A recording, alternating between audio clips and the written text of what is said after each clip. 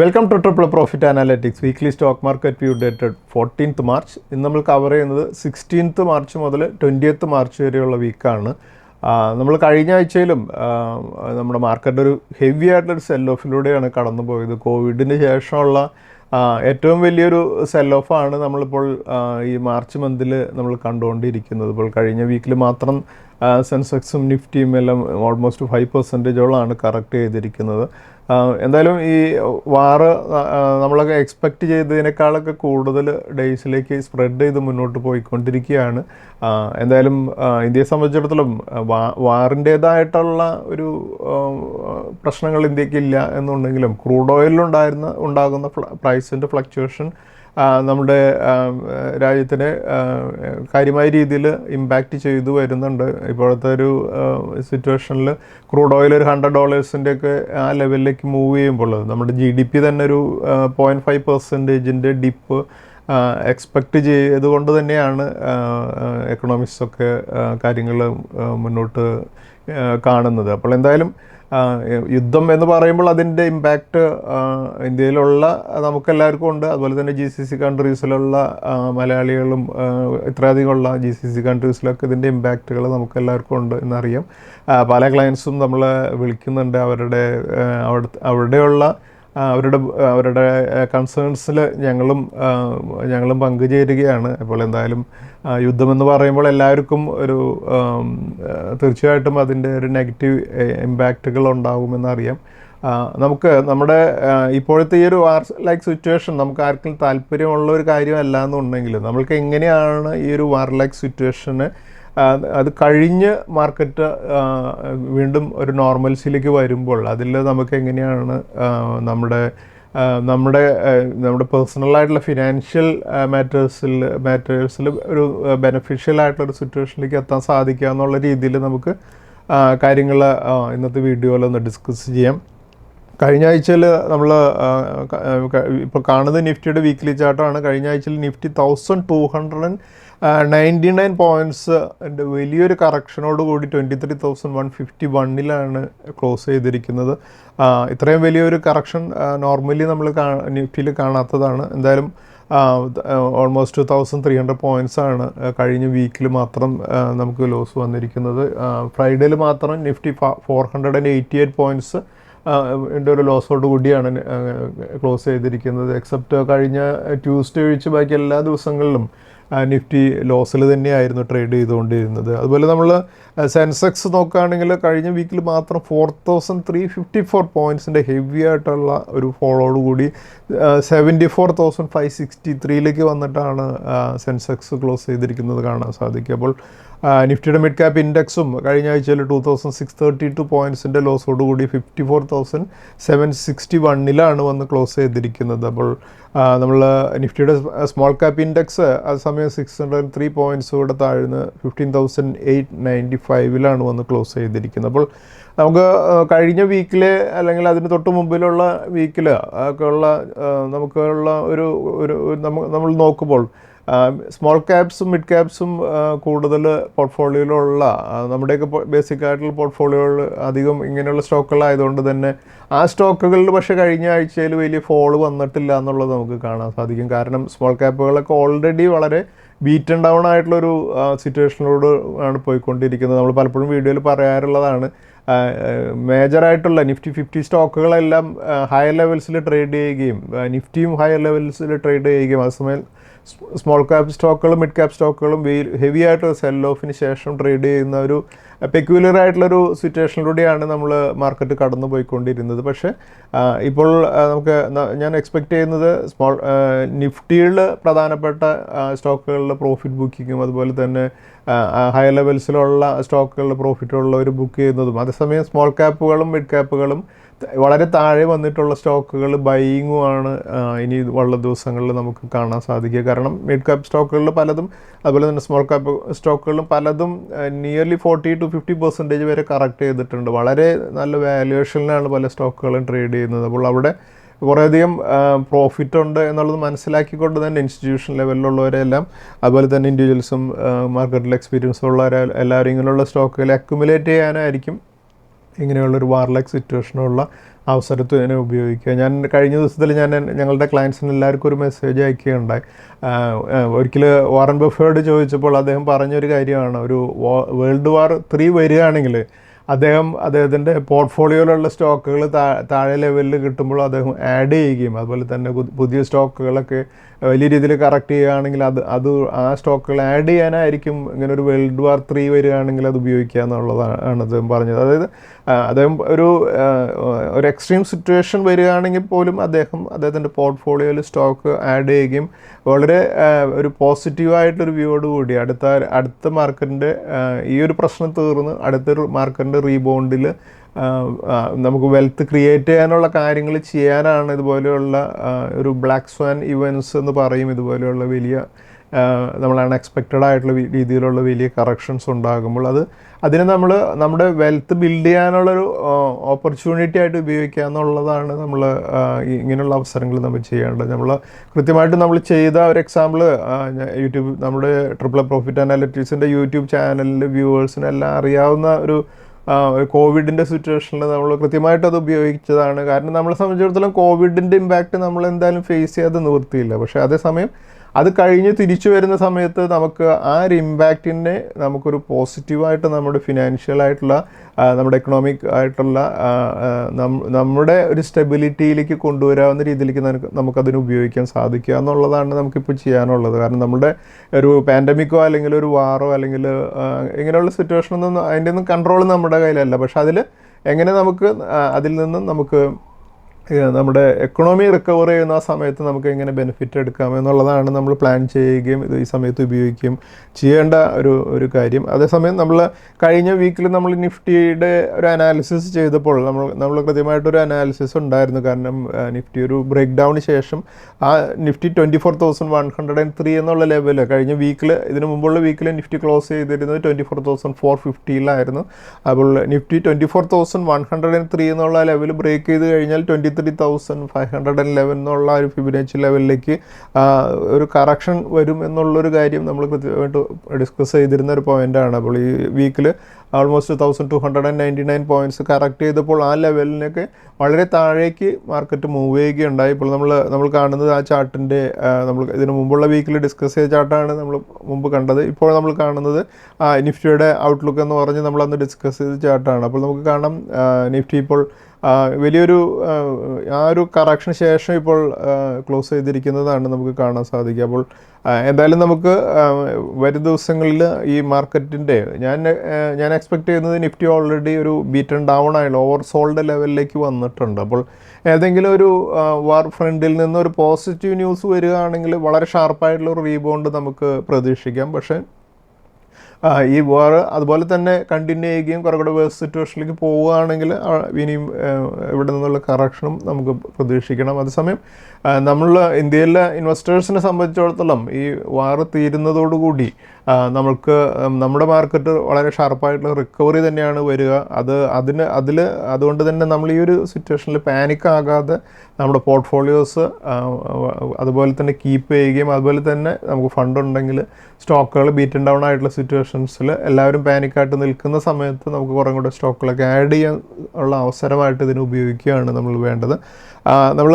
നമുക്കറിയാം കഴിഞ്ഞ വീക്കിൽ സെൻസെക്സും നിഫ്റ്റിയും ഓൾമോസ്റ്റ് 5%ഓളമാണ് കറക്റ്റ് ചെയ്തിരിക്കുന്നത്. ഇത് വളരെ റയറായിട്ട് കാണുന്ന ഒരു കാര്യമാണ്. നമ്മളൊരു പക്ഷേ നമുക്ക് കാണാം കഴിഞ്ഞൊരു ആഴ്ചയിൽ മാത്രം 19 lakhs crores ലോസാണ് മാർക്കറ്റ് ക്യാപ്പിൽ BSE സ്റ്റോക്സിൽ വന്നിട്ടുള്ളത്. അപ്പോൾ ഇതുപോലെയുള്ള വലിയ വലിയ ഫിഗറുകളിൽ ഇത്രയും ലോസ് ഇൻവെസ്റ്റേഴ്സിനുണ്ടായി എന്നുള്ള ന്യൂസുകളൊക്കെ കാണുമ്പോൾ നമ്മൾ അതിനെക്കുറിച്ച് ആലോചിച്ച് വറിയിടാവേണ്ട കാര്യമില്ല. കാരണം ഇത് കഴിഞ്ഞ കുറച്ച് സമയമായിട്ട് നമുക്കറിയാം കോവിഡിന് ശേഷമുള്ള വലിയൊരു മാർക്കറ്റിൻ്റെ റാലിയിൽ ആഡ് ചെയ്ത ആ മാർക്കറ്റ് ക്യാപ്പിൽ നിന്നാണ് ഈ എമൗണ്ട് പോകുന്നത്. അല്ലാതെ നമ്മളിപ്പോൾ വലിയൊരു ഈ ഒരു ലോസ് വരുന്നത് നമ്മുടെ പോക്കറ്റിൽ നിന്ന് പോകുന്നു എന്നുള്ള രീതിയിലുള്ള പേപ്പർ ന്യൂസുകളും ഇതെല്ലാം കണ്ട് നമ്മൾ വറീഡ് ആകണ്ട. കാരണം ആ പ്രോഫിറ്റിൽ നിന്നാണ് ഇത് പോകുന്നത് എന്നുള്ളത് മനസ്സിലാക്കുക. കാരണം നിഫ്റ്റി സ്റ്റോക്കുകളും അതുപോലെ തന്നെ ഹൈ വാല്യൂഡ് സ്റ്റോക്സൊക്കെ വലിയ ലെവലിലാണ് ട്രേഡ് ചെയ്തുകൊണ്ടിരുന്നത്. അതിൽ നിന്നാണ് ഈ 19 lakh crores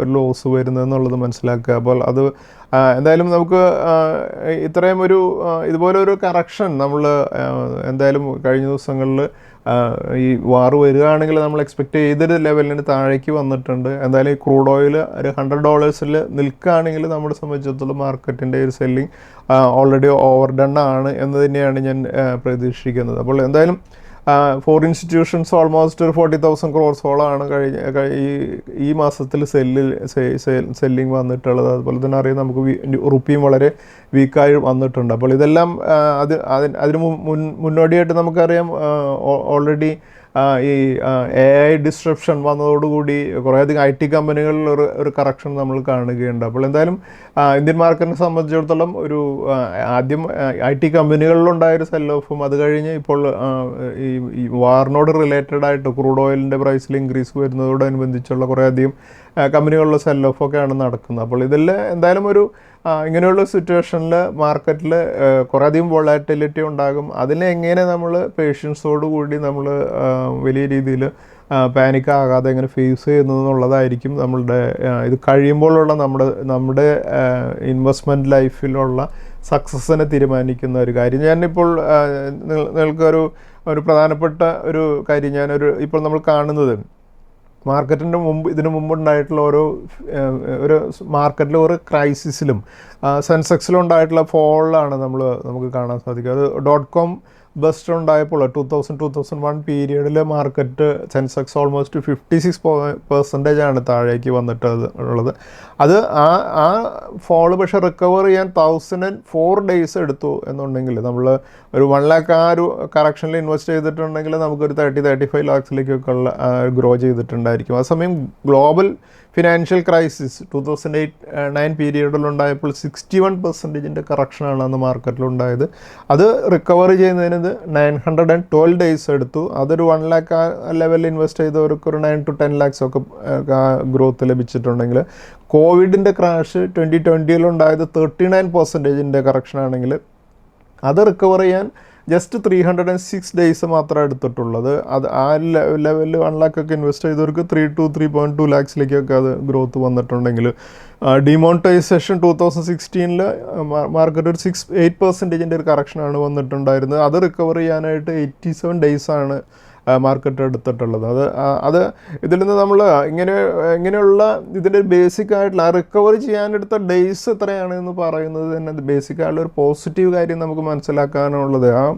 എല്ലാ ക്രാഷുകളും ഒരു ബൈയിങ് ഓപ്പർച്യൂണിറ്റി ആണെന്നുള്ളതും അത് ഇവഞ്ച്വലി അതൊരു ബൈയിങ് ഓപ്പർച്യൂണിറ്റീസ് ആണ്. അവസാനം നമ്മുടെ മാർക്കറ്റ് റിക്കവർ ചെയ്ത് തിരിച്ച് പ്രോഫിറ്റിലേക്ക് വരുന്നു എന്നുള്ള ഒരു ബേസിക് പാഠമാണ് നമ്മൾക്ക് ഈ ഓരോ മാർക്കറ്റ് ക്രാഷിൽ നിന്ന് പഠിക്കാനുള്ളത്. അപ്പോൾ ഈ ഒരു മാർക്കറ്റ് കറക്ഷൻ അത് കഴിഞ്ഞാൽ വീണ്ടും മാർക്കറ്റ് തിരിച്ച് ഹൈ ലെവൽസിലേക്ക് വരുമെന്നുള്ള ഒരു കൺവിക്ഷനോട് കൂടി വേണം ഓരോ ഇൻവെസ്റ്റേഴ്സും മാർക്കറ്റ് ഫേസ് ചെയ്യാനായിട്ട്. അപ്പോൾ നമുക്ക് നമ്മുടെ പോർട്ട്ഫോളിയോയിലുള്ള സ്റ്റോക്കുകൾ താഴുമ്പോൾ നമുക്കറിയാം ഓരോ ദിവസം നമ്മൾ പോർട്ട്ഫോളിയോ എടുത്ത് നോക്കുകയാണെങ്കിൽ അതിൽ നോഷണൽ ലോസുകളൊക്കെ കൂടിയൊക്കെ വരുന്നുണ്ടായിരിക്കും. പക്ഷെ അതൊരു റിയൽ ലോസ് അല്ല.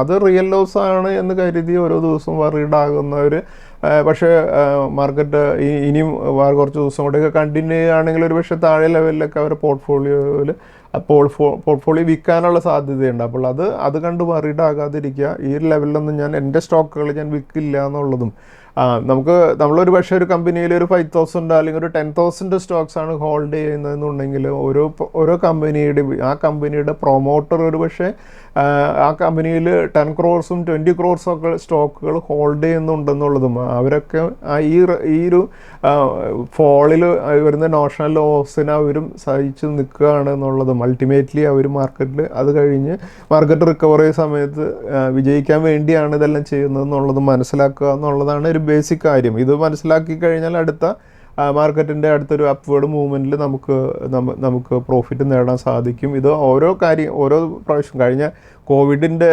സമയത്ത് കണ്ടിന്യൂസ് ആയിട്ട് നമ്മൾ വീഡിയോ ചെയ്തുകൊണ്ടിരുന്നത് ഈ ഒരു ഇമ്പോർട്ടൻറ്റ് പോയിൻ്റാണ്. അതായത് നമ്മളൊരിക്കലും കാണാത്തൊരു കാര്യമായിരുന്നു കോവിഡിൻ്റെ ഒരു പാൻഡമിക് എന്ന് പറയുന്നത്. പക്ഷേ അൾട്ടിമേറ്റ്ലി ഈ ഒരു കോവിഡ് എന്നുള്ള ഒരു ലോക്ക്ഡൗൺ പീരീഡെല്ലാം കഴിഞ്ഞ് ഒരു വാക്സിനൊക്കെ വരുന്നതോടുകൂടി നമ്മുടെ എക്കണോമിയും ഓപ്പൺ അപ്പ് ചെയ്യുന്നതോടുകൂടി ആ ഒരു ഇഷ്യൂ ഇപ്പോൾ നമുക്ക് പലർക്കും കോവിഡിൻ്റെ കാര്യം തന്നെ പലർക്കും ഓർമ്മയില്ല അല്ലേ. അപ്പോൾ അതുപോലെ ആ ഒരു സിറ്റുവേഷനിലേക്ക് വരും.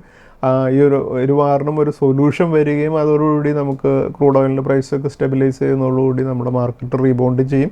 ആ ഒരു സമയത്ത് നമ്മുടെ പോർട്ട്ഫോളിയോ വീണ്ടും പ്രോഫിറ്റിലേക്ക് താഴേക്ക് പോയിട്ടുണ്ടെങ്കിൽ അതൊക്കെ പ്രോഫിറ്റിൽ വരുമെന്നുള്ള ഒരു എക്സ്പെക്റ്റേഷനിൽ ഹോൾഡ് ചെയ്യുക.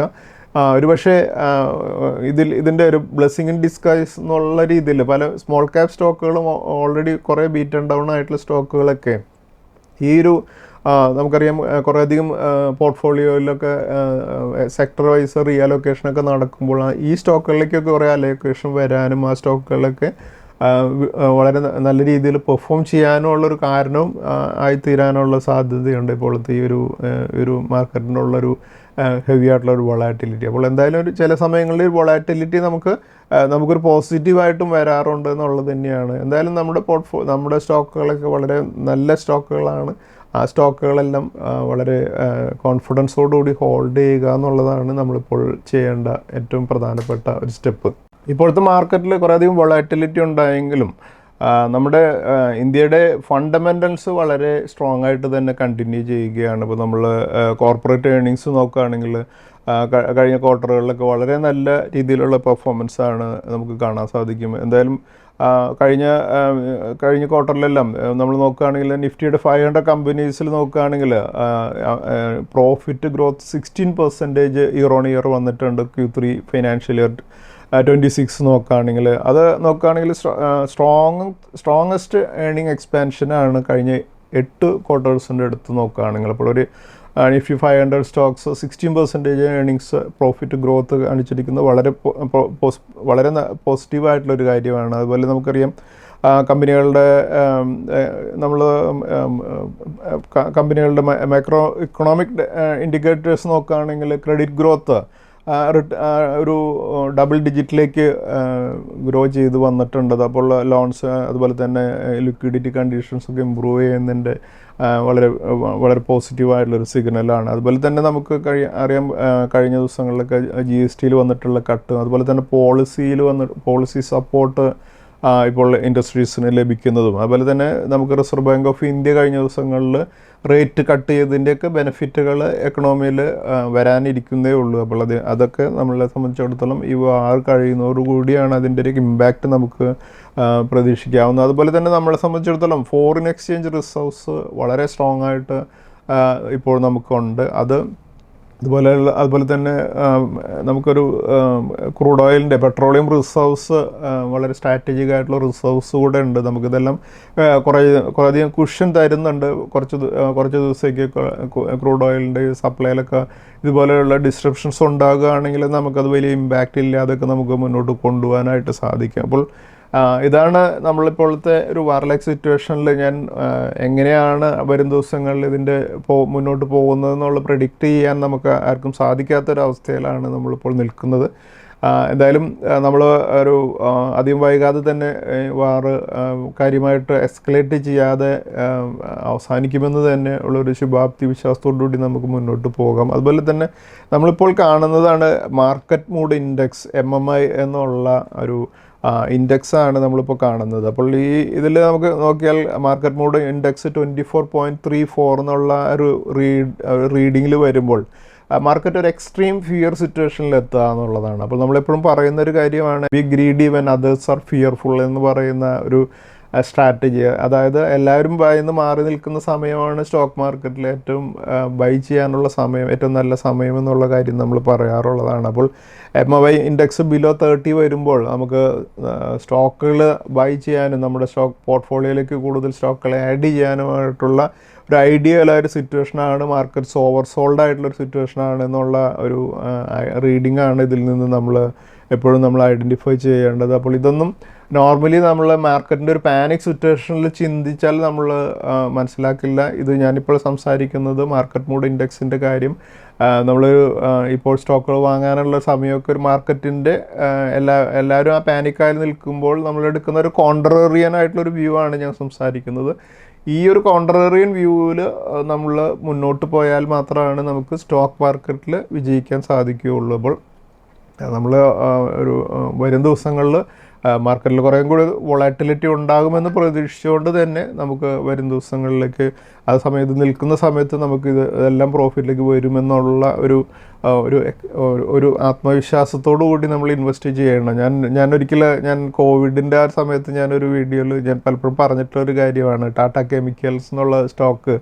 അന്ന് നമുക്ക് എങ്ങനെയാണ് ലോക്ക്ഡൗണിൽ ഇരുന്നുകൊണ്ട് ഞാനന്ന് എൻ്റെ വീട്ടിലിരുന്നുകൊണ്ടാണ് ഞാൻ ആ റെക്കമെൻഡേഷൻ നൽകുന്നത്. അപ്പോൾ ടാറ്റ കെമിക്കൽസ് എന്നുള്ള സ്റ്റോക്ക് 230 ലെവലിലാണ് ഞാനന്ന് റെക്കമെൻഡ് ചെയ്യുന്നത്. അപ്പോൾ ഞാൻ ആ റെക്കമെൻഡ് ചെയ്യുമ്പോൾ ഈവൻ എൻ്റെ കൈ പോലും വിറയ്ക്കുന്നുണ്ടായിരുന്നു. കാരണം മാർക്കറ്റ് അതുപോലെ താഴേക്ക് പോകുന്ന ഒരു സമയത്താണ് ഞാനൊരു ബൈ റെക്കമെൻഡേഷൻ നൽകുന്നത്. അപ്പോൾ കാരണം പക്ഷേ എന്നെ സംബന്ധിച്ചിടത്തോളം ടാറ്റ ഗ്രൂപ്പിലെ ഏറ്റവും നല്ലൊരു കമ്പനി ഫാർമസ്യൂട്ടിക്കൽ സെക്ടറിലൂടെയാണ് ടാറ്റ കെമിക്കൽസ് ഓപ്പറേറ്റ് ചെയ്യുന്നത്. അപ്പോൾ അതിൻ്റെ പോസിറ്റീവ് സൈഡ് എന്ന് പറഞ്ഞാൽ മാർക്കറ്റ് റിക്കവർ ചെയ്യാൻ തുടങ്ങുമ്പോൾ ഏറ്റവും ഫാസ്റ്റായിട്ട് മൂവ് ചെയ്യുന്നൊരു സ്റ്റോക്കായിരിക്കും എന്നുള്ള ഒരു കാര്യം കൃത്യമായിട്ട് മനസ്സിലാക്കിയതിന് ശേഷമാണ്. പക്ഷേ അപ്പോഴത്തെ ഒരു സൈക്കോളജി എന്ന് പറയുന്നത് ആരും ഒന്നും വാങ്ങാനായിട്ട് തയ്യാറില്ലാത്തൊരു സമയമായിരുന്നു. അപ്പോൾ പക്ഷേ അതിന് ശേഷം ആ സ്റ്റോക്ക് മോർ ദാൻ 1000 റുപ്പീസിലേക്ക് മൂവ് ചെയ്യുകയും വലിയ രീതിയിലുള്ള പ്രോഫിറ്റ് നേടാനൊക്കെ സാധിക്കുന്നുണ്ട്. അപ്പോൾ ഞാൻ എന്തെങ്കിലും ഒരു കാര്യം പറയുമ്പോൾ എനിക്കറിയാം കൃത്യമായിട്ട് അത് ഫോളോ ചെയ്യുന്ന കുറേയധികം വ്യൂവേഴ്സും ഇൻവെസ്റ്റേഴ്സും ഉണ്ടെന്ന് അറിയാം. അതുകൊണ്ട് തന്നെ നമ്മൾ വളരെ കെയർഫുള്ളായിട്ട് മാത്രമേ കാര്യങ്ങൾ പറയാറുള്ളൂ. പക്ഷേ പറയുന്ന സമയത്ത് ഒരുപക്ഷെ മാർക്കറ്റിൻ്റെ കണ്ടീഷൻസിൽ അതുപോലെയുള്ള ഒരു ഫിയർഫുൾ സിറ്റുവേഷനിലായിരിക്കുമ്പോൾ അതിന് ഓപ്പോസിറ്റായിട്ട് ഉള്ള അല്ലെങ്കിൽ കോൺട്രറിയനായിട്ട് പല കാര്യങ്ങൾ നമ്മൾ പറയുമ്പോൾ അത് മാർക്കറ്റിൽ നമ്മുടെ ഒരു എക്സ്പീരിയൻസ് കൊണ്ടാണ് അത് പറയുന്നതെന്ന് മനസ്സിലാക്കി അത് ഒരുപക്ഷെ പലരും നമ്മളോട് വിശ്വാസം കൊണ്ട് അത് ഫോളോ ചെയ്യുന്നതാണ്. അപ്പോൾ അതിൽ നിന്നാണ് പലപ്പോഴും ഹ്യൂജ് പ്രോഫിറ്റ്സ് നേടാനായിട്ട് പലർക്കും സാധിക്കാറുള്ളത്. അപ്പോൾ നമ്മൾ ഈ ഒരു വാറിൻ്റെ സിറ്റുവേഷൻ അല്ലെങ്കിൽ ഒരു ക്രൂഡ് ഓയിലിൻ്റെ സ്പൈക്ക് വരുന്ന സമയത്ത് കുറച്ച് കമ്പനികൾ എനർജി സെക്ടറിലുള്ള കുറച്ച് കമ്പനികളൊക്കെ ബെനിഫിറ്റ് വരാവുന്ന കമ്പനികളുണ്ട്. അപ്പോൾ അങ്ങനെയുള്ള കമ്പനികളുടെ നമുക്ക് കുറച്ച് ചാർട്ടുകളൊന്ന് നോക്കാം. ഇപ്പോൾ നമ്മൾ കാണുന്നത് അദാനി പവർ എന്നുള്ള കമ്പനിയുടെ ചാർട്ടാണ്. ഇപ്പോൾ നമുക്ക് കാണാം ഈ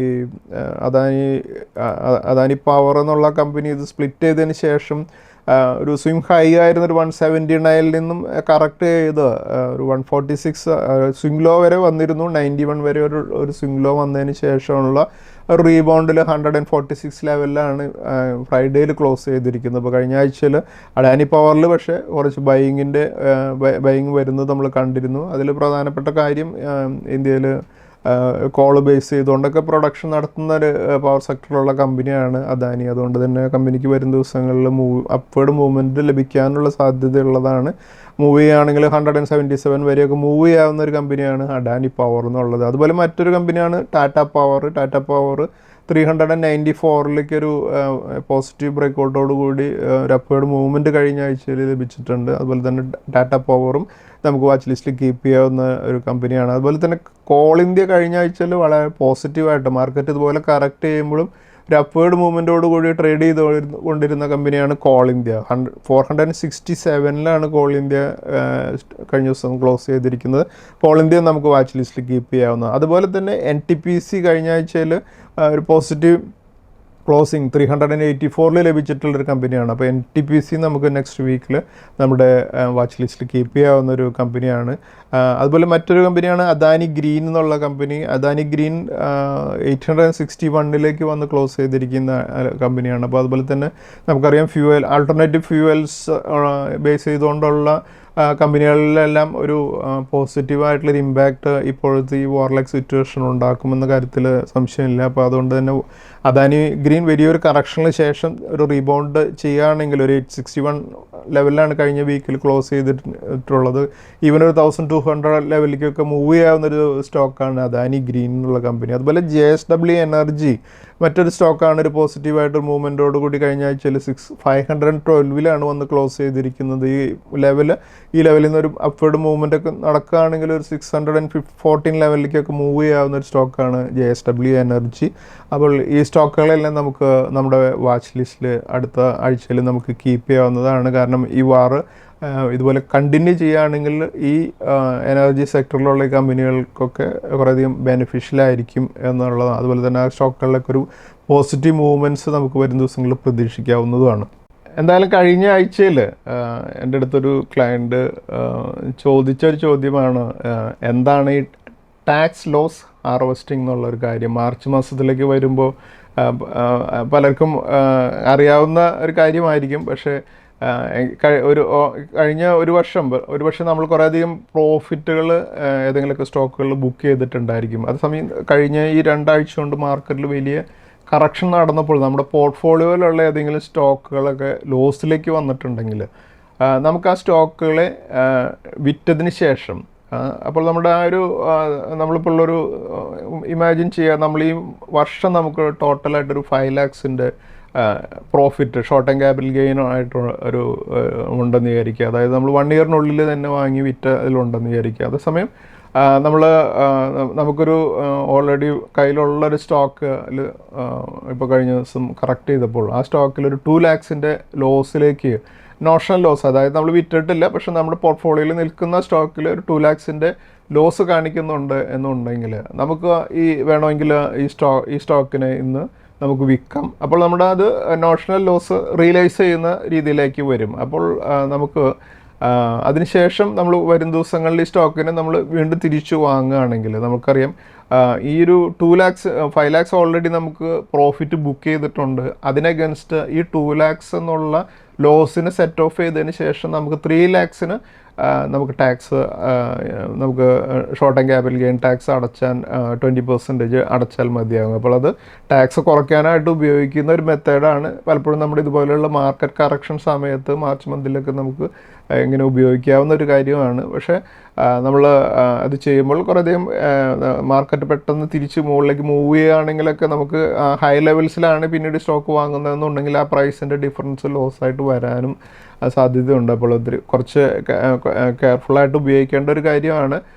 അതുപോലെ ഈ ലോങ് ടേം ക്യാപിറ്റൽ ഗെയിൻ ടാക്സിൻ്റെ കേസിൽ നമുക്കറിയാം 1.25 lakhs വരെ എൻ്റെ പ്രോഫിറ്റ് വരെ ഒരു വർഷത്തിൽ എക്സംപ്റ്റ് ആണെന്ന് അറിയാമല്ലേ. അപ്പോൾ അത് ടാക്സ് ലോസ് ഹാർവെസ്റ്റിങ് പോലെ തന്നെ ടാക്സ് പ്രോഫിറ്റ് ഹാർവെസ്റ്റിങ്ങും സാധിക്കും. അതുപോലെ നമുക്കൊരു പ്രോഫിറ്റ് 1.25 lakhs താഴെയാണ് പ്രോഫിറ്റ് ഉള്ളതെന്നുണ്ടെങ്കിൽ നമുക്ക് ഏതെങ്കിലും പ്രോഫിറ്റുള്ള സ്റ്റോക്കും വിറ്റ് തിരിച്ചു വാങ്ങി നമുക്ക് പ്രോഫിറ്റിൻ്റെ ഗെയിൻ എല്ലാ വർഷമാണല്ലോ അതിൻ്റെ ലിമിറ്റ് വരുന്നത്. അപ്പോൾ നമ്മളൊരു ഈ വർഷം ബുക്ക് ചെയ്തില്ല എന്നുണ്ടെങ്കിൽ നമുക്ക് ആ 1.25 lakhs ബെനിഫിറ്റ് എടുക്കാൻ സാധിക്കില്ല. അപ്പോൾ അതും നമുക്ക് പ്ലാൻ ചെയ്യാവുന്ന ഒരു കാര്യമാണ്. അപ്പോൾ എന്തായാലും ഇതുപോലെ ടാക്സ് ലോസ് ഹാർവെസ്റ്റിംഗ് എന്നുള്ളൊരു ഐഡിയ പലപ്പോഴും അപ്ലൈ ചെയ്യുമ്പോൾ വളരെ നമ്മൾ കെയർഫുള്ളായിട്ട് അപ്ലൈ ചെയ്യേണ്ട ഒരു കാര്യമാണ്.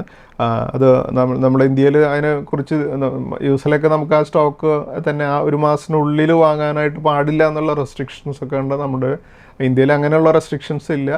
പക്ഷേ കുറച്ചുകൂടെ നമ്മൾ കെയർഫുള്ളായിട്ട് ചെയ്യേണ്ട ഒരു കാര്യമാണ്. അപ്പോൾ എന്തായാലും നമ്മളിപ്പോൾ long term capital gain tax ആയിട്ടുള്ള 12.5% നമ്മൾ അതുപോലെ തന്നെ short term capital gain tax ആയിട്ടുള്ള 20% നമുക്ക് ഇതുപോലെ ലോസ് നമ്മൾ ഏതെങ്കിലും ബുക്ക് ചെയ്ത് കഴിഞ്ഞാൽ നമുക്ക് അടുത്ത 8 വർഷത്തേക്കും ഇതിനെ ക്യാരി ഫോർവേഡ് ചെയ്യാനായിട്ട് സാധിക്കുകയും ചെയ്യും. അപ്പോൾ നമ്മളൊരു വേറൊരു എക്സാമ്പിൾ എടുക്കുകയാണെങ്കിൽ ഇപ്പോൾ നമുക്ക് ഈ വർഷം ഓൾറെഡി നമുക്കൊരു 20 lakhs ലോസ് ഉണ്ട് എന്ന് വിചാരിക്കുക.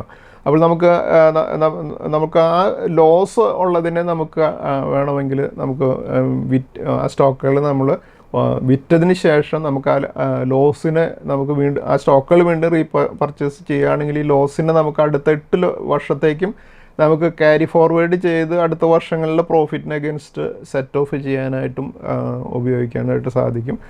അതാണ് ഇമ്പോർട്ടൻ്റ് ആയിട്ടുള്ള കാര്യങ്ങൾ നമ്മൾ നോക്കേണ്ടത്. അതുപോലെ തന്നെ നമുക്ക് മറ്റുള്ള കുറച്ചധികം കോംപ്ലിക്കേറ്റഡ് ആയിട്ടുള്ളൊരു കാര്യമാണ് ഈ ടാക്സ് ലോസ് ഹാർവെസ്റ്റിംഗ് എന്ന് പറയുന്നത്. അപ്പോൾ അതിനെക്കുറിച്ച് നിങ്ങൾ കൂടുതൽ എമൗണ്ട് ഇൻവെസ്റ്റ്മെൻറ്റ് ഉള്ളവരാണെന്നുണ്ടെങ്കിൽ നിങ്ങളുടെ ചാർട്ടേഡ് അക്കൗണ്ടൻ്റായിട്ട് ഡിസ്കസ് ചെയ്തതിന് ശേഷം കെയർഫുള്ളായിട്ട് ചെയ്യേണ്ട ഒരു കാര്യമാണ് ഈ ടാക്സ് ലോസ് ഹാർവെസ്റ്റിംഗ് എന്ന് പറയുന്നത്. അതുപോലെ നമ്മളൊരു സ്റ്റോക്കിൻ്റെ ഇതുപോലെയുള്ള കറക്ഷൻ സമയത്ത് നമ്മൾ നോക്കിയാൽ എങ്ങനെയാണ് സ്റ്റോക്കിൻ്റെ ഒരു മൂവ്മെൻറ്റ് ഒന്ന് നോക്കാനായിട്ട് വളരെ എക്സാമ്പിളായിട്ട് ഞാൻ ഇന്ന് ഡിസ്കസ് ചെയ്യുന്നൊരു സ്റ്റോക്കാണ് അപ്പോളോ ടയേഴ്സ് എന്നുള്ള സ്റ്റോക്ക്. നമ്മൾ സ്ഥിരമായിട്ട് നമ്മുടെ വീഡിയോസിൽ ഡിസ്കസ് ചെയ്യുന്നൊരു സ്റ്റോക്കാണ്. അപ്പോൾ നമ്മൾ ഓൾമോസ്റ്റ് ഒരു 150 മുതൽ ഈ സ്റ്റോക്ക് ട്രാക്ക് ചെയ്യുകയും നമ്മൾ കുറേയധികം പ്രോഫിറ്റ് ബുക്ക് ചെയ്യുകയും ചെയ്തിട്ടുള്ള സ്റ്റോക്കാണ്. അപ്പോൾ നമ്മൾ നോക്കുക അപ്പോളോ ടയേഴ്സിൻ്റെ ഈ ചാർട്ടിൽ കാണാൻ നമുക്കൊരു 400 ലെവൽ വരും. ആ ലെവലിൽ നിന്നാണ് ഈ സ്റ്റോക്ക് ഒരു അപ്വേർഡ് മൂവ്മെൻറ്റ് നടത്തി ഇപ്പോൾ ഒരു 540 എന്നുള്ളൊരു സ്വിങ് ഹൈ കഴിഞ്ഞ ദിവസങ്ങളിൽ സെറ്റ് ചെയ്തിരുന്നത്. പക്ഷേ നമുക്കിപ്പോൾ കാണാം ഈ സ്റ്റോക്ക് ഒരു കറക്ഷന് ശേഷം സ്വിങ് ലോ വന്നിട്ടുണ്ടായിരുന്നത് 421 ആണ്.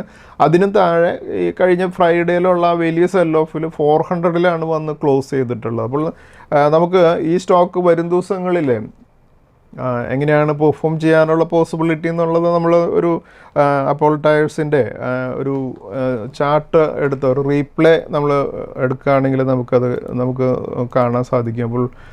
ഇപ്പോൾ നമ്മൾ പേ ചെയ്യുന്നത് അപ്പോളോ ടയേഴ്സിൻ്റെ ആ ചാർട്ടിലുള്ള ഒരു റീപ്ലേ ആണ്. കഴിഞ്ഞ ദിവസങ്ങളിൽ 400 ലെവലിൽ നിന്നും ആ ചാർട്ട് മൂവ് ചെയ്യുന്നതാണ് നമ്മളിപ്പോൾ കാണുന്നത്. മാർക്കറ്റിൻ്റെ ഒരു അപ്വേർഡ് മൂവ്മെൻറ്റ് സമയത്ത് ഈ സ്റ്റോക്ക് വളരെ നല്ല രീതിയിൽ അപ്വേർഡ് മൂവ്മെൻറ്റോട് കൂടി സ്വിങ് ഹൈയിലേക്ക് മൂവ് ചെയ്യുന്നത് നമുക്കിവിടെ കാണാൻ സാധിക്കും. ഇവിടെ നടന്ന ഒരു സ്വിങ് ഹൈ ആയിരുന്നു 557 നമുക്ക് കാണാം.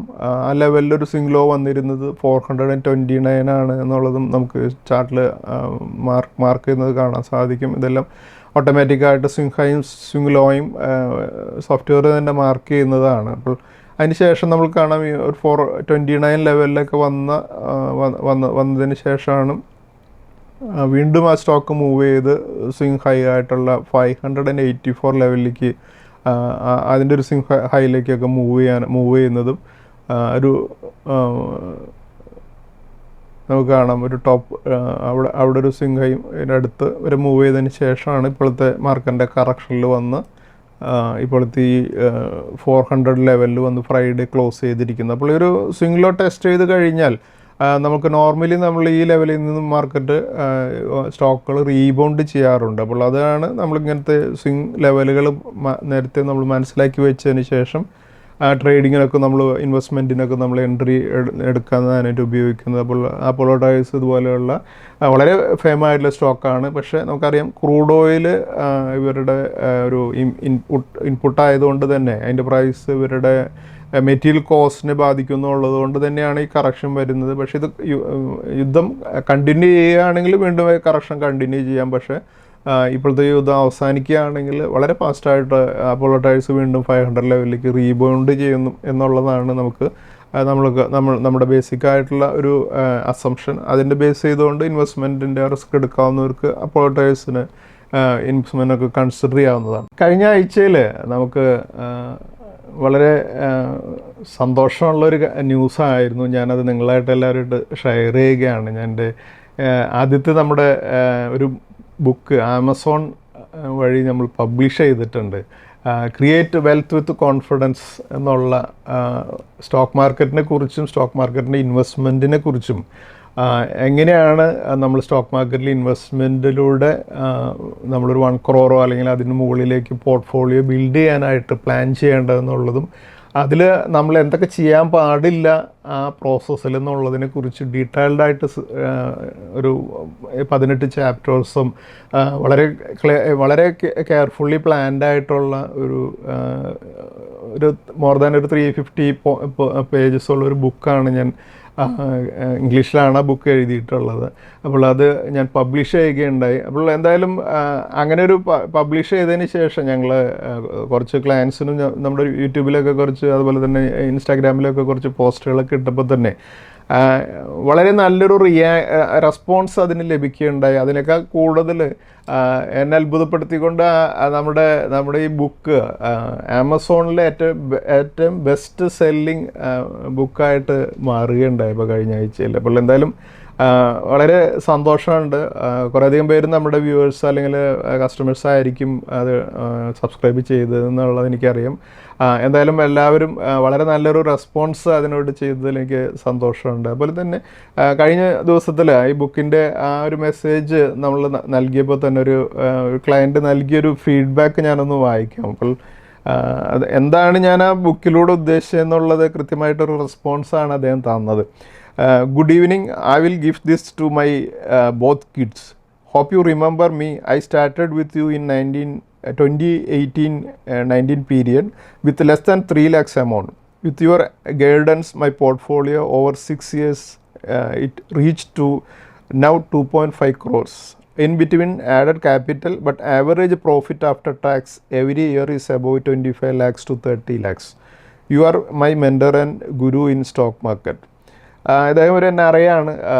അദ്ദേഹം ഒരു കൃത്യമായിട്ടും ഞാൻ ആ ബുക്ക് എഴുതുമ്പോൾ ഉദ്ദേശിച്ചിരുന്നത് കൃത്യമായിട്ട് ഞാൻ എൻ്റെ മകന് ആ ബുക്കിലൂടെ ഞാൻ കൃത്യമായിട്ടും സ്റ്റോക്ക് മാർക്കറ്റിലെ സ്പെക്കുലേഷൻ അല്ലെങ്കിൽ ഇതുപോലെയുള്ള ട്രേഡിങ്ങിൽ നിന്നെല്ലാം ആ ബഹളങ്ങളിൽ നിന്നൊക്കെ മാറി നിന്നുകൊണ്ട് വെൽത്ത് ക്രിയേറ്റ് ചെയ്യുന്ന ആ പ്രോസസ്സിലേക്ക്, നമുക്കറിയാം മാർക്കറ്റിൽ കുറേയധികം വൊളാറ്റിലിറ്റീസ് ഉണ്ടാകും. ആ സമയത്തൊക്കെ പേഷ്യൻസോടുകൂടി നല്ല ഫണ്ടമെൻ്റലി നല്ല സ്റ്റോക്കുകൾ ഐഡൻറ്റിഫൈ ചെയ്ത് അതിൽ ഇൻവെസ്റ്റ് ചെയ്ത്, ഇപ്പോൾ ഞാൻ എൻ്റെ ബേസിക്കലി ഞാനൊരു ഡയമണ്ട് പിക്ക് സീരീസ് എന്നുള്ള റെക്കമെൻഡേഷൻ സീരീസ് നൽകാൻ തുടങ്ങിയത് തന്നെ നമ്മുടെ ഒരു സ്റ്റോക്ക് വാങ്ങി ഒരു നിയർലി 100% പ്രോഫിറ്റൊക്കെ എത്തിയതിന് ശേഷം അതും കൂടുതൽ എമൗണ്ട് ഒരു സ്റ്റോക്കിൽ തന്നെ ഇൻവെസ്റ്റ് ചെയ്ത് വളരെ നല്ലൊരു സ്റ്റോക്കിനെ ഐഡൻറ്റിഫൈ ചെയ്ത് അതിൽ ഇൻവെസ്റ്റ് ചെയ്ത് കോൺഫിഡൻസോട് കൂടി ഒരു പ്രൊമോട്ടർ എങ്ങനെയാണ് സ്റ്റോക്കിനെ ഹോൾഡ് ചെയ്യുന്നത് എന്നുള്ളത് പോലെ തന്നെ ആ സ്റ്റോക്കിൻ്റെ നല്ല സമയത്തും മോശം സമയത്തും നമ്മൾ ആ സ്റ്റോക്കിനോടൊപ്പം നിന്ന് ആ സ്റ്റോക്ക് ഒരു 100% പ്രോഫിറ്റിലാകുമ്പോൾ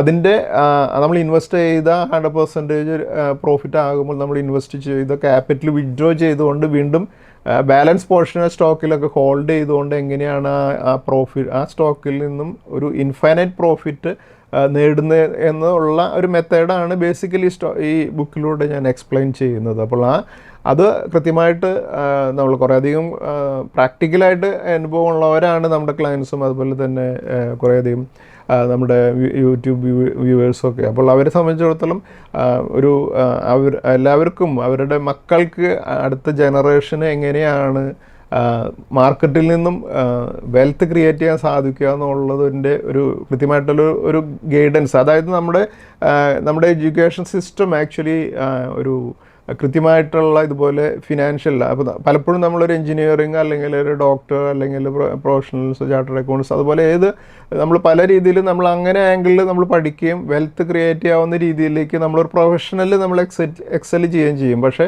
നമ്മളവിടെ നേടുന്ന നമ്മൾ ക്രിയേറ്റ് ചെയ്യുന്ന വെൽത്ത് നമ്മൾ അതിലൂടെ നേടിയ എമൗണ്ട് ഇൻവെസ്റ്റ് ചെയ്ത് ആ എമൗണ്ടിനെ വീണ്ടും നമുക്ക് കൂടുതൽ വലിയ വെൽത്തിലേക്ക് ഗ്രോ ചെയ്യാനായിട്ട് നമ്മുടെ എഡ്യൂക്കേഷൻ സിസ്റ്റം പലപ്പോഴും പഠിപ്പിക്കുന്നില്ല. അപ്പോൾ ആ ഒരു ഗ്യാപ്പാണ് നമ്മൾ ഈ ബുക്കിലൂടെ ഫില്ല് ചെയ്യാനായിട്ട് ഞാൻ ശ്രമിക്കുന്നത്. ഞാൻ എത്രത്തോളം സക്സസ് ആയി എന്ന് എനിക്കറിയില്ല. ഒരുപക്ഷെ വളരെ സിമ്പിളായിട്ടുള്ള ടൈംസിൽ തന്നെയാണ് ഞാൻ എഴുതിയിട്ടുള്ളത്. അതുകൊണ്ട് തന്നെ കുറേയധികം നിങ്ങൾക്ക് മനസ്സിലാക്കാൻ സാധിക്കും എന്ന് തന്നെയാണ് ഞാൻ മനസ്സിലാക്കുന്നത്. എന്തായാലും ഈ ബുക്സ് കുറേയധികം പേര് വാങ്ങിയിട്ടുണ്ട്.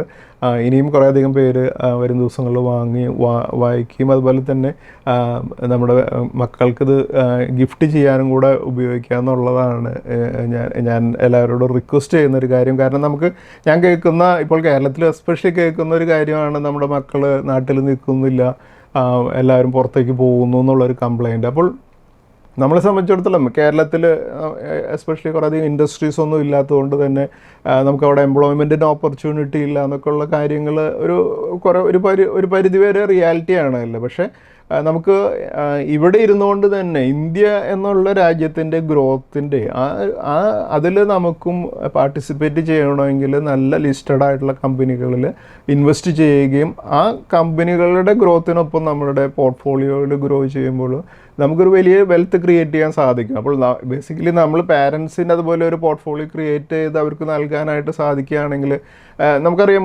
പലപ്പോഴും കുട്ടികൾ പുറത്തേക്ക് പോകുന്നതിൻ്റെയൊക്കെ ഒരു കാരണം അവർ 25 അല്ലെങ്കിൽ ഒരു ഇനീഷ്യൽ തുടങ്ങുന്ന സമയത്ത് നമ്മുടെ നാട്ടിലാണെങ്കിൽ കുറേയധികം സ്ട്രഗിൾ ഉണ്ട്. പക്ഷേ പുറത്ത് പോയി കഴിഞ്ഞാൽ ഒരു പക്ഷേ പെട്ടെന്ന് തന്നെ അവിടെ അധികം കുറച്ചധികം പൈസ കിട്ടാവുന്ന രീതിയിലുള്ള എംപ്ലോയ്മെൻറ്റിലേക്ക് എത്താൻ സാധിക്കും എന്നുള്ള ആ ഒരു ഗ്യാപ്പ് കൊണ്ടൊക്കെ ആയിരിക്കും പലപ്പോഴും പലരും പോകുന്നത്. പക്ഷേ നമുക്കൊരു പോർട്ട്ഫോളിയോ ക്രിയേറ്റ് ചെയ്ത് അവർക്ക് നൽകാൻ സാധിക്കുകയാണെങ്കിൽ, ഇപ്പോൾ നമ്മുടെ ഈ ക്ലയൻറ്റ് പറഞ്ഞതുപോലെ അദ്ദേഹത്തിൻ്റെ ആ ഒരു 2.5 crores പോർട്ട്ഫോളിയോയിൽ നിന്ന് എല്ലാ വർഷം 25 lakhs to 30 lakhs ടാക്സ് കഴിഞ്ഞുള്ള പ്രോഫിറ്റ് നേടാനായിട്ട് അദ്ദേഹത്തിന് സാധിക്കുന്നുണ്ടെന്ന് പറഞ്ഞു കഴിഞ്ഞാൽ, പലപ്പോഴും നമ്മുടെ മക്കൾക്ക് ഇതുപോലെ ഈ പോർട്ട്ഫോളിയോ നമുക്ക് ഹാൻഡ് ഓവർ ചെയ്ത് കൊടുക്കാനായിട്ട് പോലും സാധിക്കുമല്ലോ. അപ്പോൾ അങ്ങനെ വരികയാണെങ്കിൽ അവരെ സംബന്ധിച്ചിടത്തോളം ഒരു 5 വർഷമോ അല്ലെങ്കിൽ ഒരു 10 വർഷമോ എടുത്ത് നമ്മുടെ നാട്ടിലൊരു ബിസിനസ് ബിൽഡ് ചെയ്യാനോ അല്ലെങ്കിൽ അവരൊരു പ്രൊഫഷൻ സെറ്റ് ചെയ്യാനോ ഒക്കെ ഉള്ള സമയം ലഭിക്കുകയാണെങ്കിൽ കുറേയധികം പേർക്ക് നാട്ടിൽ നിന്ന് വിട്ടു പോകേണ്ട കാര്യം ഇല്ല എന്നുള്ളതൊരു ഇമ്പോർട്ടൻ്റ് ആയിട്ടുള്ളൊരു പോയിൻ്റാണ്. അപ്പോൾ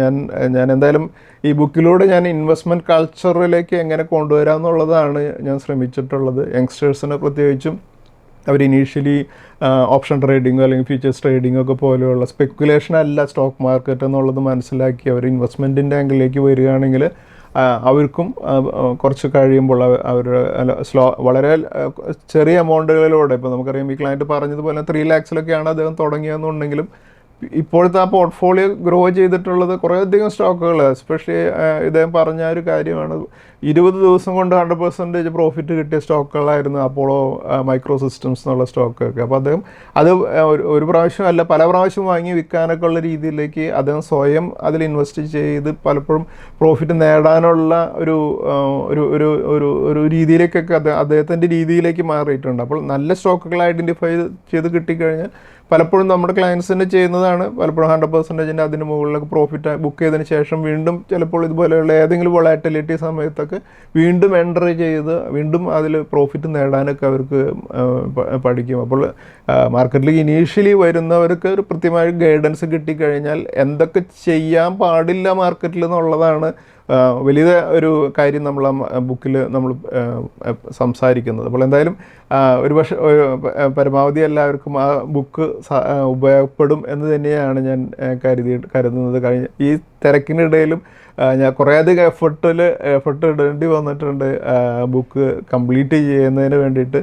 എന്നാലും 2015 ഞാൻ ഒരു ബുക്ക് റൈറ്റ് ഇതുപോലെ ചെയ്യണമെന്നുള്ള പ്രതീക്ഷിച്ചിരുന്നതാണ്. പക്ഷേ അതിനിടയിലാണ് നമ്മൾ യൂട്യൂബിലൂടെ കുറേയധികം കമ്മ്യൂണിക്കേഷൻസ് നമ്മൾ എല്ലാവരുമായിട്ട് ചെയ്യാൻ തുടങ്ങിയപ്പോൾ പിന്നീട് അതിൻ്റെ ഒരു തിരക്കിലൂടെ ആയപ്പോൾ ഈ ബുക്കിൻ്റെ കാര്യം ഇത്രയും 2026 വരെയും പോസ്റ്റ്പോൺ ചെയ്ത് പോയി എന്നുള്ളതാണ്. എന്തായാലും ഇപ്പോഴത് ഒരു റിയാലിറ്റി ആയി. അതിൽ എൻ്റെ വളരെ സന്തോഷവും സംതൃപ്തിയും ഞാൻ നിങ്ങളെല്ലാവരുമായിട്ട് ഞാൻ എല്ലാവരുമായിട്ട് ഷെയർ ചെയ്യുകയാണ്.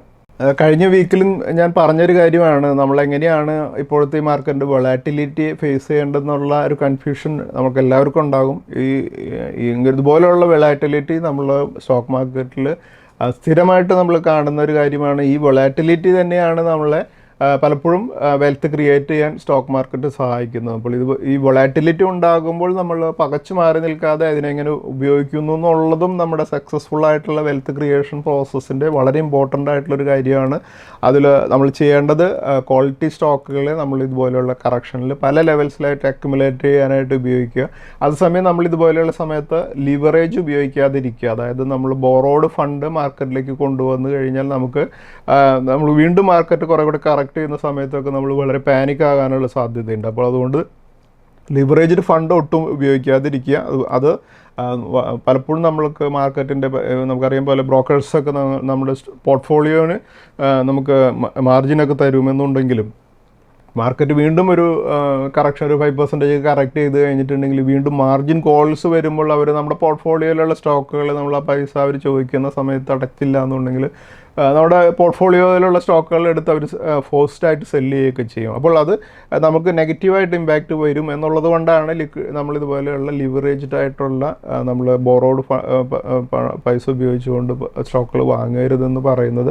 ഇത് പലപ്പോഴും നമ്മൾ അങ്ങനെ സെല്ല് ചെയ്യുമ്പോൾ ഏറ്റവും ലോവർ ലെവലായിട്ട് നമ്മൾ സ്റ്റോക്കുകൾ സെല്ല് ചെയ്ത് പോകുന്നത്. അപ്പോൾ നമുക്ക് വലിയ ലോസുകൾ വരാനുള്ള പോസിബിലിറ്റി ഉണ്ട്. അതേസമയം നമ്മളിപ്പോൾ ഈ വൊളാറ്റിലിറ്റി ഫേസ് ചെയ്യേണ്ടത് പല ലെവൽസിലായിട്ട് സ്റ്റോക്കുകൾ അക്യുമുലേറ്റ് ചെയ്യുക, അതേസമയം ലിവറേജ്ഡ് ഫണ്ട്സ് ഉപയോഗിക്കാതിരിക്കുക എന്നുള്ള സ്ട്രാറ്റജിയാണ് നമ്മളിവിടെ ഫോളോ ചെയ്യേണ്ടത്.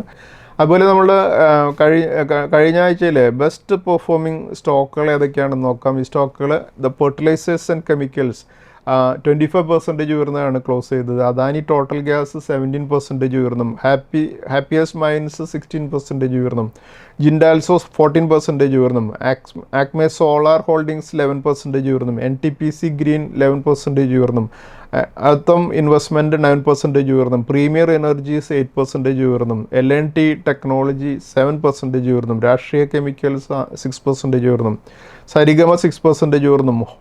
കോൾ ഇന്ത്യ 6% ഉയർന്നും. കൊഹാൻസ് ലൈഫ് സയൻസ് 5% ഉയർന്നും. കാപ്രി ഗ്ലോബൽ ക്യാപിറ്റൽ 5% ഉയർന്നും. ABB 5% ഉയർന്നാണ് ക്ലോസ് ചെയ്തത്. ഈ സ്റ്റോക്കുകളെല്ലാം ഒരു അപ് ട്രെൻഡിലുള്ള സ്റ്റോക്കുകളായതുകൊണ്ട് നമുക്ക് നമ്മുടെ വാച്ച് ലിസ്റ്റിൽ കീപ്പ് ചെയ്യേണ്ട സ്റ്റോക്കുകളാണ്. അതുപോലെ നമ്മൾ കഴിഞ്ഞ വീക്കിൽ 4 ഇൻസ്റ്റിറ്റ്യൂഷൻസിൻ്റെ ഡാറ്റ നോക്കുമ്പോൾ FIs കഴിഞ്ഞ വീക്കിൽ 35,052 ക്രോർസിൻ്റെ സെല്ലേഴ്സ് ആയിരുന്നു. അതേസമയം ഡൊമസ്റ്റിക് ഇൻസ്റ്റിറ്റ്യൂഷൻസ് 37,739.8 ക്രോർസിൻ്റെ ബയേഴ്സും ആയിരുന്നു. നെക്സ്റ്റ് നമുക്ക് നിഫ്റ്റിയുടെ അനാലിസിസിലേക്ക് കടക്കാം. നമ്മളിപ്പോൾ കാണുന്നത് നിഫ്റ്റിയുടെ കഴിഞ്ഞ വീക്കിലെ ട്രേഡിംഗ് പാറ്റേൺ ആണ്. 6th മാർച്ചിന് നിഫ്റ്റി 24,450 ക്ലോസ് ചെയ്തിരുന്നത്. 9th മാർച്ചിന് 422 പോയിൻറ്റ്സ് താഴ്ന്നും. 10th മാർച്ചിന് 233 പോയിൻറ്റ്സ് താഴ്ന്നും. 11th മാർച്ചിന് 394 പോയിൻറ്റ്സ് താഴ്ന്നും. 12th മാർച്ചിന് 227 പോയിൻറ്റ്സ് താഴ്ന്നും. അതുപോലെ 13th മാർച്ചിന് 488 പോയിൻറ്റ്സ് താഴ്ന്നുമാണ് നിഫ്റ്റി ക്ലോസ് ചെയ്തിരിക്കുന്നത്. കഴിഞ്ഞ വീക്കിലെ ക്ലോസിംഗ് 23,101 1,299 പോയിൻറ്റ്സ് താഴ്ന്നാണ് നിഫ്റ്റി കഴിഞ്ഞ ആഴ്ചയിൽ ക്ലോസ് ചെയ്തിരിക്കുന്നത്. നമ്മളിപ്പോൾ കാണുന്നത് നിഫ്റ്റിയുടെ മന്ത്ലി ചാർട്ടാണ്. മന്ത്ലി ചാർട്ടിൽ നമുക്ക് കാണാം മാർച്ച് മന്തിൽ 2027 പോയിൻറ്റ്സ് താഴ്ന്നാണ് നിഫ്റ്റി ഇപ്പോൾ ട്രേഡ് ചെയ്തുകൊണ്ടിരിക്കുന്നത്. വലിയ ഹെവി ആയിട്ടുള്ളൊരു സെൽ ഓഫോട് കൂടിയാണ് മാർച്ച് മന്ത് ട്രേഡ് ചെയ്തുകൊണ്ടിരിക്കുന്നത് നമുക്ക് കാണാൻ സാധിക്കും. എന്തായാലും നമ്മളിപ്പോൾ കാണുന്നത് നിഫ്റ്റിയുടെ വീക്കിലി ചാർട്ടിൽ പ്രധാനപ്പെട്ട DMIs മാർക്ക് ചെയ്തിരിക്കുന്നതാണ്. നിഫ്റ്റിയുടെ 20 DMA വരുന്നത് 24,926 200 DMA വരുന്നത് 25,317 50 DMA വരുന്നത് 25,358 100 DMA വരുന്നത് 25,648 ആണ്. നമ്മൾ കഴിഞ്ഞ വീക്കിൽ ഡിസ്കസ് ചെയ്തിരുന്ന സപ്പോർട്ട് ലെവലായിട്ടുള്ള 23,511 ബ്രേക്ക് ചെയ്ത് നിഫ്റ്റി ക്ലോസ് ചെയ്തിരിക്കുന്നത് 23,151 കഴിഞ്ഞ വീക്കിലെ ലോ 23,112 ആയിരുന്നു. അതിന് വളരെ അടുത്ത് തന്നെയാണ് ക്ലോസിംഗ് വന്നിരിക്കുന്നത്. അപ്പോൾ ഈ ഒരു ലെവലിൽ നിന്നും ഒരു 23,000 എന്നുള്ള വളരെ സ്ട്രോങ് ആയിട്ടുള്ളൊരു സപ്പോർട്ട് നിഫ്റ്റിക്കുണ്ട്. ആ ലെവൽ ബ്രേക്ക് ചെയ്ത് കഴിഞ്ഞാൽ ഇതിനു മുമ്പ് ഉണ്ടായിരുന്ന ഒരു സ്വിംഗ് ലോ വരുന്നത് 21,743 ആണ്.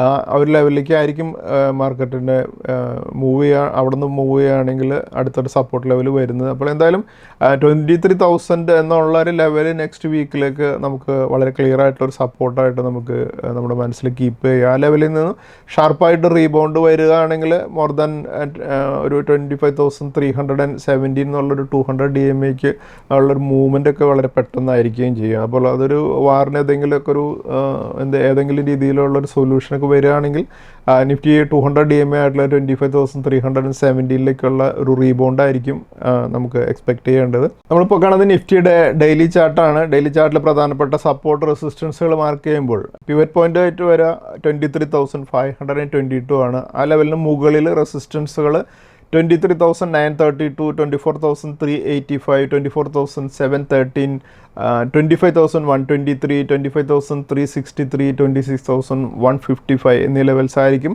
അതേസമയം 23,522 താഴെ സപ്പോർട്ടുകളായിരിക്കുക 22,741, 22,615, 22,331, 21,743, 21,550 എന്നീ ലെവൽസ് ആയിരിക്കും. അതേസമയം നമ്മൾ നെക്സ്റ്റ് വീക്കിലേക്ക് ഒരു ട്രേഡിംഗ് റേഞ്ച് ഫിക്സ് ചെയ്യുമ്പോൾ അപ്പർ റേഞ്ച് 25,123, ലോവർ റേഞ്ച് 21,743 ആയിരിക്കും. പിവറ്റ് പോയിന്റ് ആയിട്ട് നിൽക്കുക 23,522 ആയിരിക്കും. അടുത്തായി നമുക്കിനി നെക്സ്റ്റ് വീക്കിൽ ഇൻവെസ്റ്റ്മെൻറ്റ് സ്ട്രാറ്റജീസിലേക്ക് കടക്കുമ്പോൾ നമ്മുടെ സ്റ്റോക്സ് വിത്ത് ടെക്നിക്കൽ ബ്രേക്ക്ഔട്ടുകൾ ഏതൊക്കെയാണെന്ന് നോക്കാം. ആദ്യത്തെ സ്റ്റോക്ക് ആക്മെ സോളാറാണ്. പിന്നീട് butterfly Gandhimathi, Hyundai, KPI green, അതുപോലെ തന്നെ വീഗാർഡ് എന്നീ സ്റ്റോക്കുകളാണ്. നമുക്ക് ഈ സ്റ്റോക്കുകളുടെ ചാർട്ടുകളൊന്ന് നോക്കാം. നമ്മളിപ്പോൾ കാണുന്നത് ആക്മെ സോളാർ ഹോൾഡിങ്സിൻ്റെ ചാർട്ടാണ്. ഈ സ്റ്റോക്ക് കഴിഞ്ഞ വീക്കിൽ ഒരു അപ് ട്രെൻഡിൽ 255 വന്ന് ക്ലോസ് ചെയ്തിരിക്കുന്നത്. ഈ സ്റ്റോക്കിൻ്റെ ഇതിനു മുമ്പുള്ളൊരു സ്വിംഗ് ഹൈ ആയിരുന്നത് 324 ആണ്. മാർക്കറ്റിൻ്റെ ഒരു അപ്വേർഡ് മൂവ്മെൻറ്റ് ലഭിക്കുകയാണെങ്കിൽ ഈ സ്റ്റോക്ക് ആ ലെവലിലേക്കായിരിക്കും ഇനി വരും ദിവസങ്ങളിൽ മൂവ് ചെയ്യുന്നത്. അതുപോലെ നെക്സ്റ്റ് സ്റ്റോക്കാണ് ബട്ടർഫ്ലൈ ഗാന്ധിമതി അപ്ലയൻസസ് എന്നുള്ള സ്റ്റോക്ക്. കഴിഞ്ഞ വീക്കിൽ ക്രൂഡ് ഓയിലിൻ്റെ ഒരു ഷോർട്ടേജ് വരുന്നതോട് LPG ഷോർട്ടേജ് വരുന്നതോടുകൂടി ഇതുപോലെയുള്ള ഈ ബട്ടർഫ്ലൈ ഗാന്ധിമതിയുടെയൊക്കെ കുറേയധികം പ്രോഡക്ട്സിന് എസ്പെഷ്യലി ഇൻഡക്ഷൻ കുക്കറിനൊക്കെ ഡിമാൻഡ് വരുന്നതുകൊണ്ട് ഈ സ്റ്റോക്കിലൊക്കെ ഒരു അപ്വേർഡ് ട്രെൻഡിലാണ് ഈ സ്റ്റോക്കൊക്കെ ട്രേഡ് ചെയ്തുകൊണ്ടിരുന്നത്. 632 ബട്ടർഫ്ലൈ ഗാന്ധിമതി അപ്ലയൻസസ് ക്ലോസ് ചെയ്തിരിക്കുന്നത്. അതുപോലെ അടുത്ത സ്റ്റോക്കാണ് ഹുൻഡൈ മോട്ടോർ ഇന്ത്യ. സ്റ്റോക്ക് ഒരു കറക്ഷനിലൂടെ കടന്നു പോയതിന് ശേഷം 2018 ഇപ്പോൾ ട്രേഡ് ചെയ്തുകൊണ്ടിരിക്കുന്നത്. ഹുൻഡൈ മോട്ടോഴ്സും വരും ദിവസങ്ങളിൽ ഒരു അപ്പ് ട്രെൻഡിലേക്ക് മൂവ് ചെയ്യാവുന്ന ഒരു സ്റ്റോക്കാണ്. അതുപോലെ KPI ഗ്രീൻ എനർജിയാണ് മറ്റൊരു സ്റ്റോക്ക്. ഈ സ്റ്റോക്ക് ഒരു 401 കഴിഞ്ഞ ദിവസം ക്ലോസ് ചെയ്തിരിക്കുന്നത്. KPI ഗ്രീനും ഒരു ടെക്നിക്കൽ ബ്രേക്കൗട്ടോടുകൂടി ട്രേഡ് ചെയ്യുന്നൊരു സ്റ്റോക്കാണ്. അതുപോലെ മറ്റൊരു സ്റ്റോക്കാണ് V-Guard ഇൻഡസ്ട്രീസ്. ഈ സ്റ്റോക്ക് 320 ക്ലോസ് ചെയ്തിരിക്കുന്നത്.